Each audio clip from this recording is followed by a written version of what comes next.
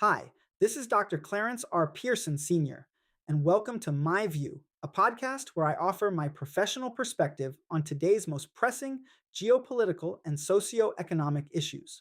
Recently, my attention has been drawn to developments in Africa, where the US America First healthcare policy and bilateral agreements becoming strained through judicial review for data sovereignty and long term health security concerns.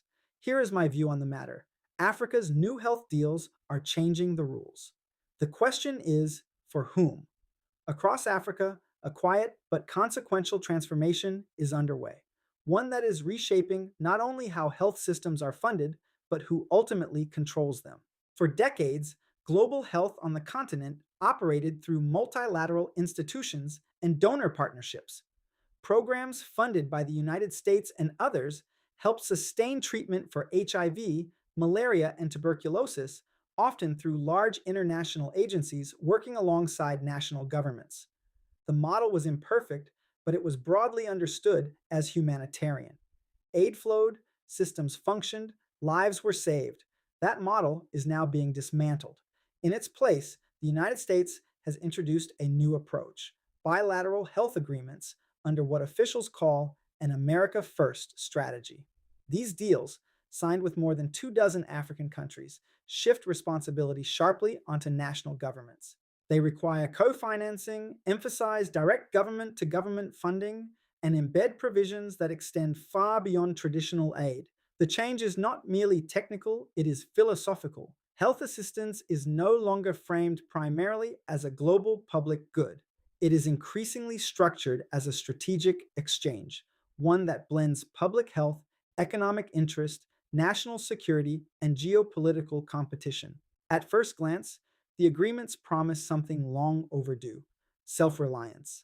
African governments are asked to take ownership of their health systems, assume financial responsibility, and reduce dependence on foreign donors. In principle, that is a worthy goal, but the transition is happening abruptly and unevenly. Many African countries are being asked to increase domestic health spending significantly, often in the range of 30 to 40% of total program costs, even as overall US financial support declines. For wealthier or more fiscally stable nations, this may accelerate existing reforms. For lower income countries, it risks forcing difficult trade offs. In places where public budgets are already stretched, increased health spending may come at the expense of education, infrastructure, or social services. The danger is not simply underfunding, it is distortion, where governments reallocate scarce resources to meet external commitments rather than domestic priorities. Yet the financial dimension, while important, is only part of the story. The deeper concern lies in what these agreements require in return. Several of the deals include provisions for long term access to national health data, disease surveillance systems, and pathogen samples. In a world shaped by pandemics, such access can serve legitimate purposes: early detection of outbreaks, rapid response coordination, and global health security. But it also raises questions about control. Health data is increasingly valuable, not only for public health planning, but for research, innovation, and commercial development. Pathogen samples can form the basis of vaccines, diagnostics, and pharmaceutical products. In effect, they are a form of biological capital. African policymakers and analysts have begun to describe this emerging dynamic as digital extraction, the transfer of valuable data from low income countries to more technologically advanced partners, often without clear mechanisms for benefit sharing. The concern is not theoretical, it is rooted in history. From controversial drug trials to disputes over indigenous knowledge and pharmaceutical patents, African nations have repeatedly encountered situations in which local resources, biological, intellectual, or otherwise, were used to generate global profits with limited local return. More recently, during the COVID 19 pandemic, African scientists contributed critical data to global efforts. Yet many African countries face delays in accessing vaccines. Against that backdrop, provisions granting long term external access to health data and biological materials are being scrutinized with increasing intensity. Some governments have responded with caution. Ghana declined a proposed agreement, citing concerns over data sovereignty and legal compliance. Kenya's judiciary intervened to pause implementation of a similar deal amid public debate over privacy and transparency. Zimbabwe reportedly rejected terms it viewed as compromising national control. Others have moved forward, often under pressure. In countries where donor funding constitutes a large share of health expenditure, the calculus is stark. When aid is reduced or withdrawn, the immediate impact can be severe: empty pharmacies, unpaid health workers, and disrupted treatment programs.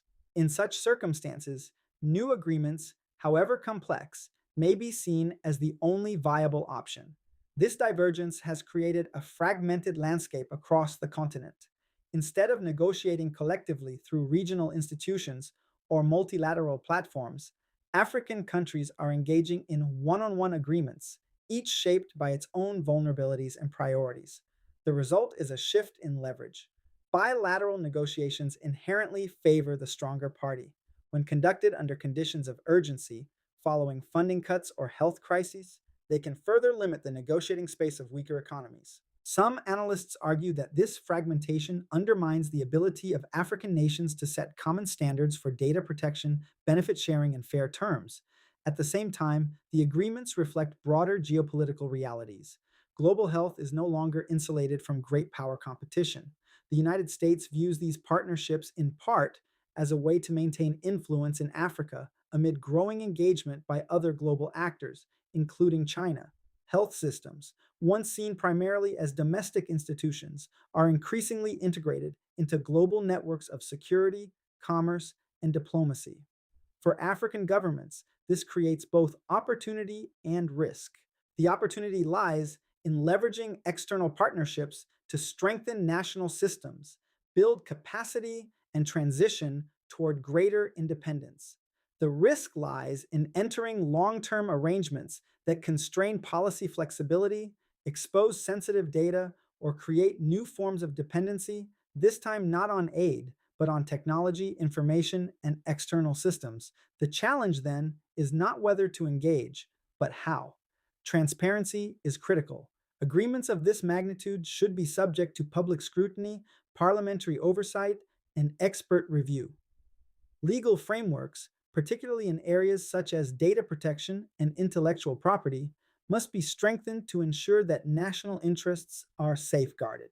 Equally important is the question of reciprocity. If African countries are to share data and biological materials that contribute to global innovation, they must also secure guarantees, access to resulting technologies, fair pricing for medicines, and meaningful participation in the benefits generated. Without such provisions, the promise of partnership risks becoming an unequal exchange.